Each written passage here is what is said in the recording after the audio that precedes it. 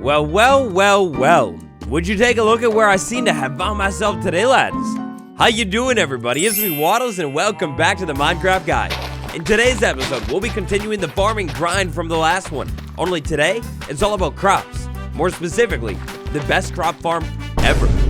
We'll be setting up this farm in order to get the food situation fully situationed and in tip-top form back over at the old base. And oh my gosh, the old base.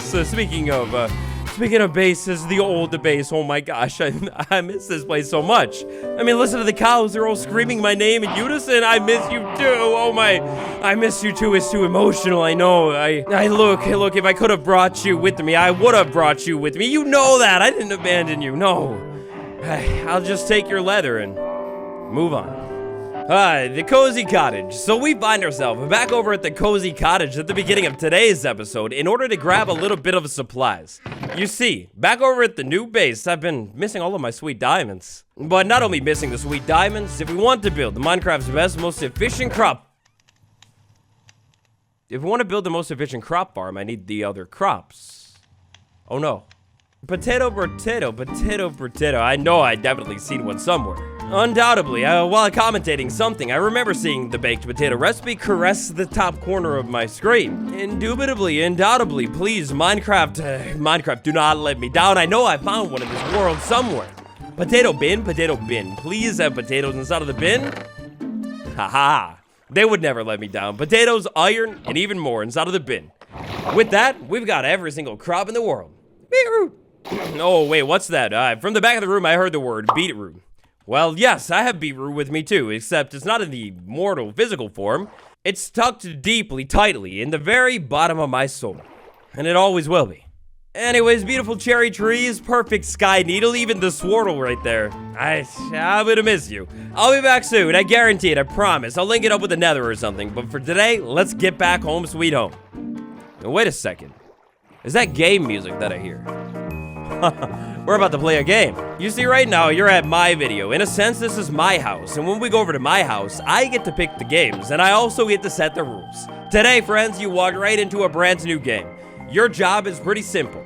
In preparation for today's crop farming episode, you see, I touched up on all of my Minecraft crop farming tips, tricks, secrets, and hacks. Every single one of them. In this video right here, I'm going to give them all to you throughout the entire video. If you can name one single hack that I miss about farming crops in Minecraft, well look, if you can pull that off somehow, then I will add your name to a sign in this world and altar forever. For the rest of this world, for all eternity. My game is very simple. To enter the game, drop some tips down in the comments below. You drop them right now, you wait till the end and drop them, it doesn't matter at all. You got two rules though. Rule number one, we're talking about farming crops. You know, things like carrots, potatoes. If you give me any kind of turtle farm, a scoot hack, well, you can scoot on out of here with that one. It doesn't count. Rule number two, we're operating in what I would consider a villager vacuum right now. In other words, that means any kind of villager hacks, they're fully and wholly off the table. Good luck.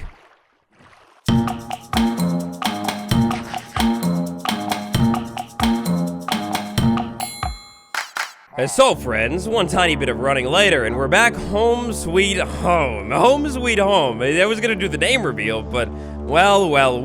My first visitors, right in front of the statue too. Look, I'm sorry, I'm a nice guy. Usually I really am. So kind, welcoming. I love to have visitors. I'll bring you in. You would like have baked goods, anything like that, but no, you leave. No, get out of here. Goodbye. Voluntary exiled away. Stop it. Leave. No visitors right now. I'm working. More specifically, farming. Not to be too gruesome, but as a small token of your slaughter, that will forever put your trophy front and center at my home. And as a small token of my appreciation for you all, the home, the name of this place, the Cherry, whoa, no. Yeah, perfectly put, the name of the home forever, it's called the Cherry Cove, and on the ledge named it. I feel like you high-key cursed me with your name. Please don't do that again. Ha, Bonzo, come with me, sweet Bonzo, let's tell him all about farming. So a little bit earlier on in the series, like a long time ago now, we talked about basic farming. Of course, what I could do is I could take seeds and slap them down on the ground, call it good, hydrate it a little bit, and technically we have a farm. By the way, the whole reason we're doing all of this today is to make this cow farm right here, this wonderful baby, a little bit better. You see, obviously, this small wheat farm right here is so slow, nowhere near good enough for this cow demand over here. I'm not really planning on long-term eating things like carrots and potatoes, but definitely having a farm for those things would be wonderful. And speaking of a farm, Betty and Jean, oh, how you doing? Hi. What have you gotten for me inside? Before we get to a little bit of terraforming, a little bit of farming, I noticed this right at the end of the last episode. It seems like my laboratory in here is going quite wonderfully. The ancient species, the pitcher pot, oh my god, it's beautiful. I love these things. This has got to be made, well, actually, I don't know. I can never make up my mind. I mean, it's kind of indecisive. Do I like this more or the torch flower? Questions. In order to build our super farm here today, I was taking a look around at our base. I want to put it in the best possible spot. I think it would be kind of beautiful to build it over there, but unfortunately, we don't really have an easy way over there quite yet, so that would be annoying. The second thought that I had is maybe set it up right next to the cows, but then I thought about this whole centerpiece grand statue that we got here. Statue of the champions, you know, and what if we had like a different build over there and this was more of like a town square? But what about this space? With just like a literal tiny bit of dirt right here, maybe a little bit of terraforming on the hill, I think we might have just stumbled on the perfect spot for a farm today. And so I think you know exactly what time it is. It's time for a little bit of TT. Terraforming time. That's what it stands for.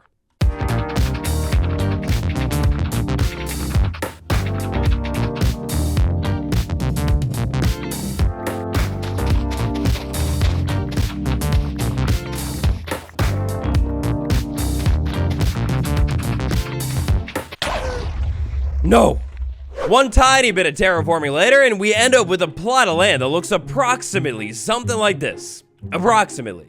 Now, I almost had a world-ending disaster right there if you didn't catch it in the time-lapse. It was really, really bad. I'm not too sure what I've stumbled on and how big it is, but I do know that the formal official name of this thing is Satan's Cave. It almost ended the world right here after all.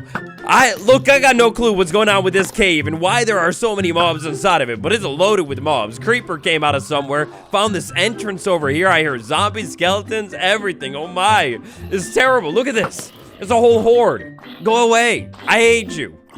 So that's not really related to farming though. We'll check that out another time. Now the #1 farming life hack that I can give you is set up your farm on grass or dirt. You see, typically in Minecraft, it's nearly impossible to build a farm on stone.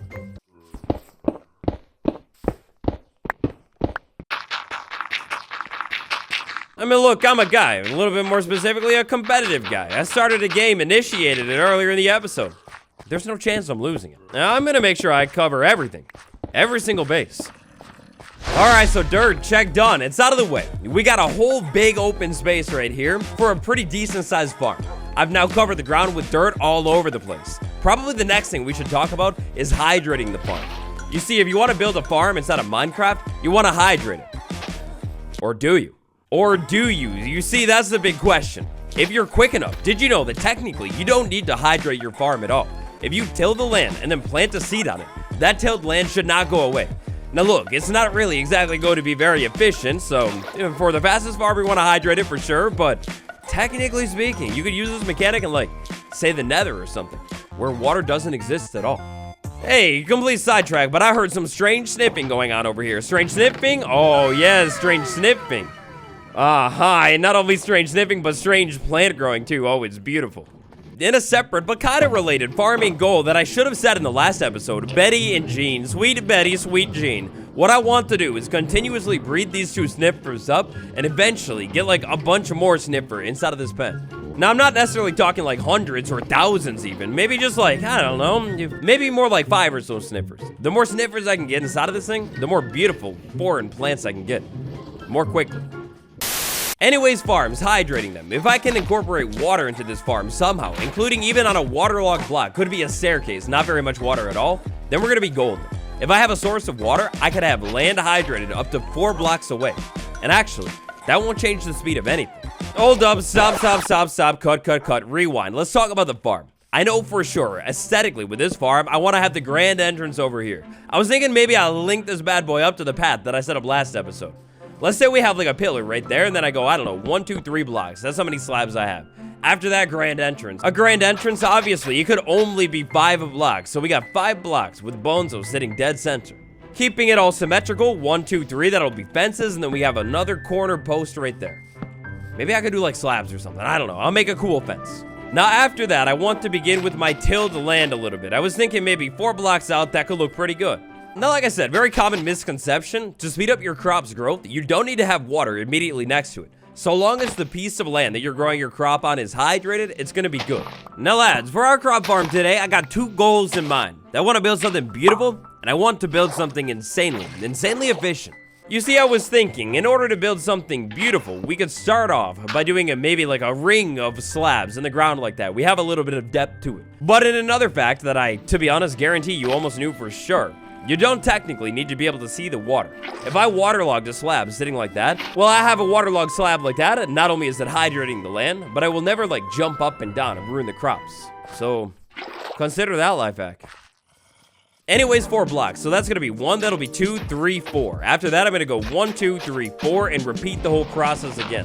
I'm going to sink a slab down into the ground and make another ring of them. To spread water a little bit more quickly, if you have solid blocks below whatever you're trying to waterlog, the water will actually fill in automatically. Oh, it's so quick. Now from this spot right here, I'm gonna go 4 blocks out in that direction. That'll look pretty good and kind of be perfect. And then this way, 4 blocks out as well. Now I did a little bit of terraforming back here. Look, it's not much. I just act really impressed, okay? Now look, I'm going for productivity. I want to set this farm up with forever in mind, my friend. So with forever in mind, I think what I do is I double it up. Not only will I have tons of crops growing over there, but if I like make it a perfect square and bring it out this way, it'll look really good.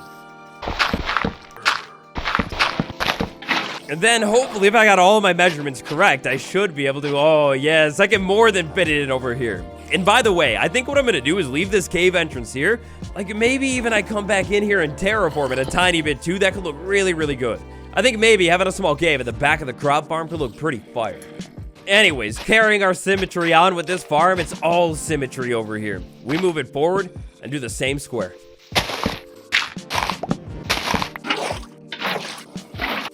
Carrying on our chat about beautiful, perfect aesthetics here, we got this beautiful, gorgeous watercolor. Totally, I could like waterlog a slab on the bottom and like boom, that would never fall down into the water. It'd be nice. Like this, I could, and like if I jump out of the water just right, I can ruin the crop still. Not good. To prevent any of that bad, sad stuff from happening, and to more importantly, to be able to see the water still, all I need to do is a little bit of trapdoors and maybe some slabs in here too. Whew, that looks good.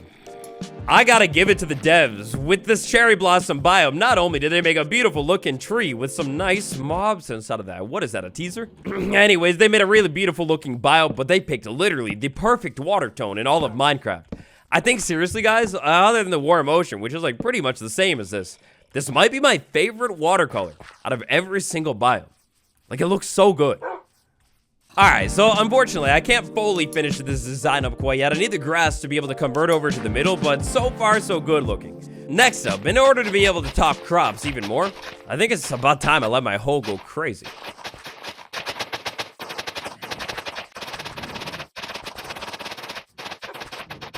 Not gonna lie, these cherry blossom flowers are so freaking annoying. Look at how many I found from just doing this small thing. They clogged my inventory up so much. Anyways, rows. You see, rows, they never really mattered until they did. And did you know that planting crops in rows, if you want things to be a little bit more efficient, well, planting crops in rows will make it more efficient.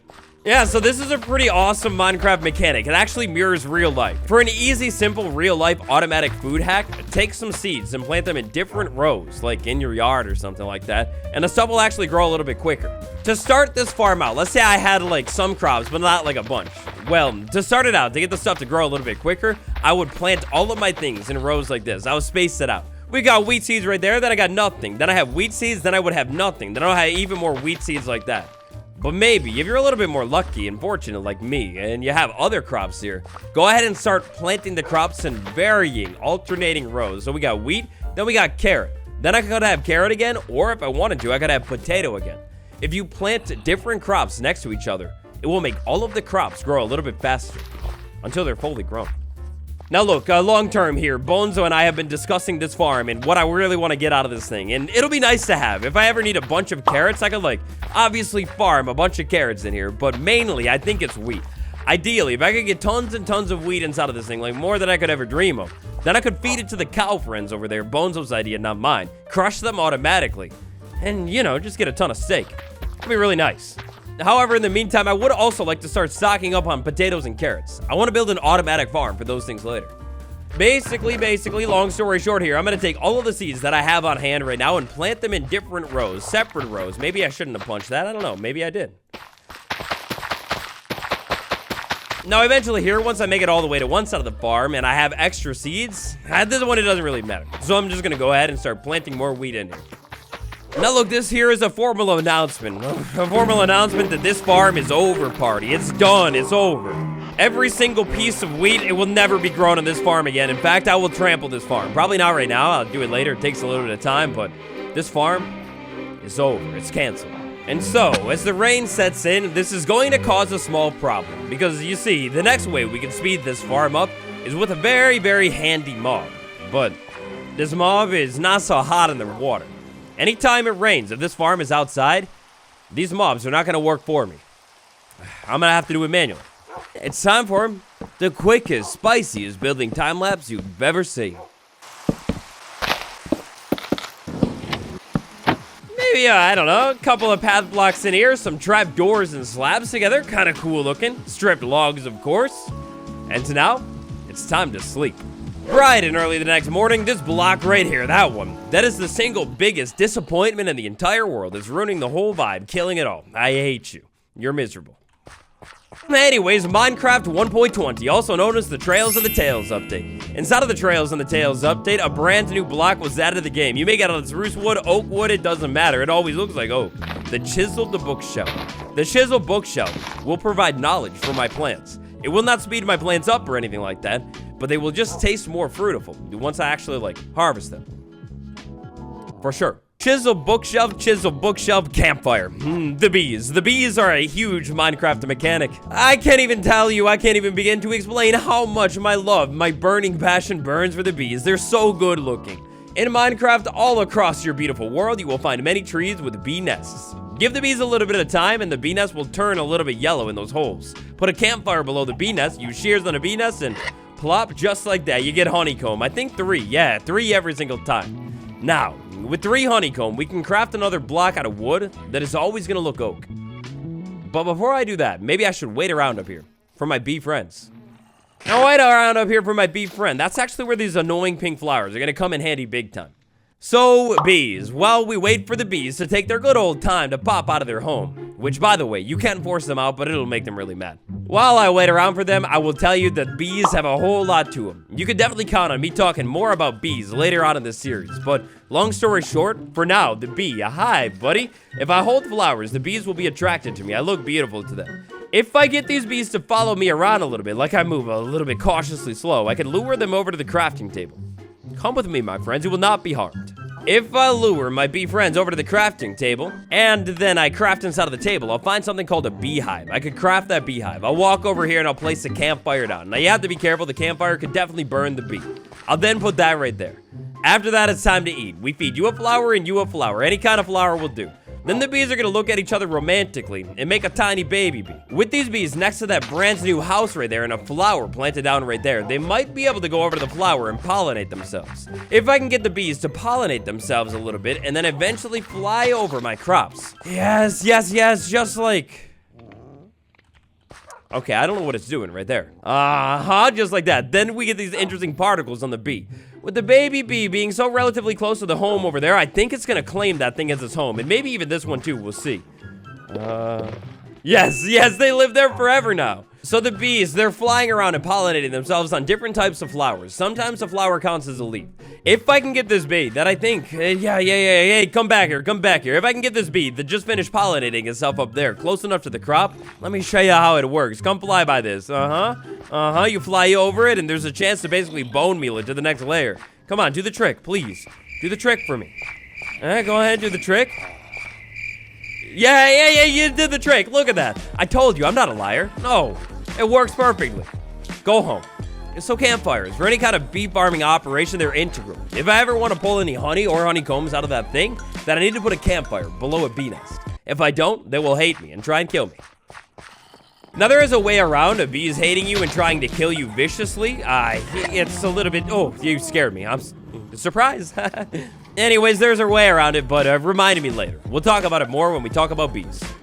So here's what we could do. In order to get better rates from this farm, like pollinating and everything like that, we can station strategically some flowers around this farm. Now, the bees kind of have a mind of their own, and they're going to find any flowers. So technically, if I really wanted to be like concentrated here, I would only have these flowers here. Cut out all the rest of them. By putting a bunch of bee homes smack dab in the middle, they're going to fly back and forth and pollinate my crops.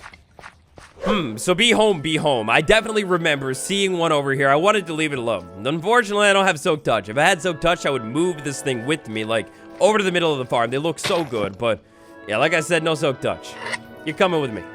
Now, the bees, they kind of operate on a bit of a cycle here. They don't like the rain. If it's raining, they will stay inside of their home, and also, they do not work at nighttime. So that would mean, like, technically speaking here, if I wanted to get the best rates out of these bees, then I would have to build my farm inside, and maybe in, like, the nether or something.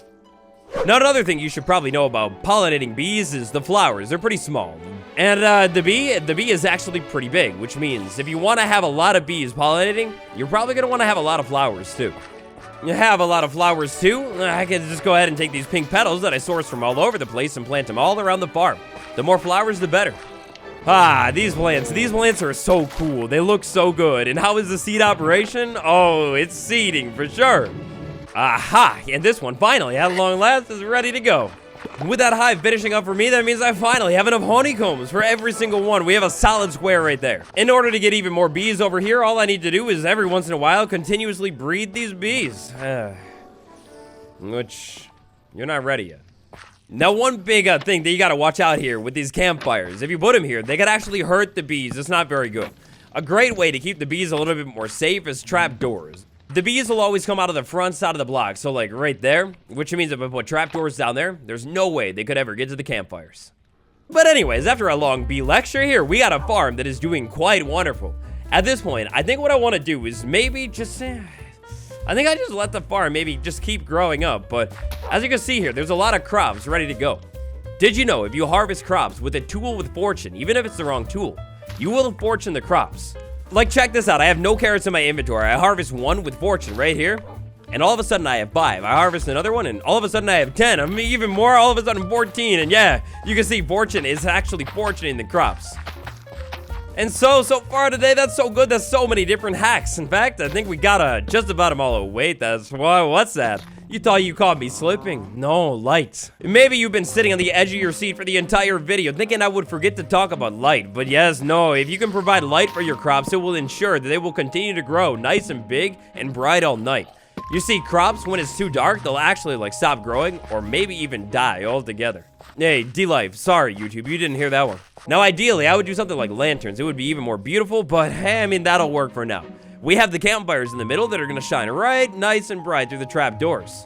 That means with all this setup like this, we're gonna be pretty bright all night long. Hey, be friends. Anybody fully grown up and ready to make more children for me? No? You are? Okay. Maybe one of you are too. Hey, you wanna make it a baby for me? No? You wanna make it a baby for me? Yeah, you wanna make it a baby. Go for it.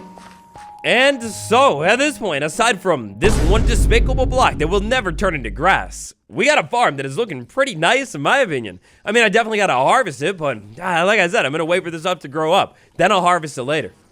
I do suppose the carrots could go, maybe the potatoes as well, but that's not a bad farm.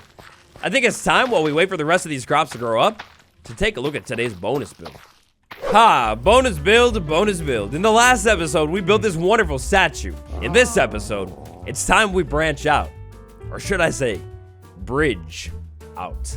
So this one's gonna be a little bit tricky, but what I would like to do here, in order to be able to build in the future even more, is make a small bridge across the fjord. To make a small bridge across the fjord, I want to find the point on this side of the land that sticks out as far as possible. So like this spot right here, and slowly but surely make a giant bridge. Now look, you remember all that stuff I said earlier on in today's video about this being my video, so I make the rules here? Well, my next rule for you today here is, you gotta be nice. You see, I never claimed to be any kind of expert bridge builder, beautiful bridge builder, or anything like that, at least not quite yet in this series. Also, I've actually kind of never built a bridge that is gonna be such a long bridge over such a big fjord or anything like that, but I do have this cool vision inside of my mind. You see, what I would like to do is have a bridge that kind of like slowly, gradually slopes down. The bridge will slowly, gradually slope down, like really, really smoothly, until eventually it bottoms out at a low point in the middle. After hitting that low point somewhere smack dab in the center, I copy the slope and curve it right back up to the other side. And hopefully it connects. And hopefully it connects. Okay, so small problem. It starts over there, goes all the way across. I'm like technically over the side of the land, but it's not really like fully connecting or anything.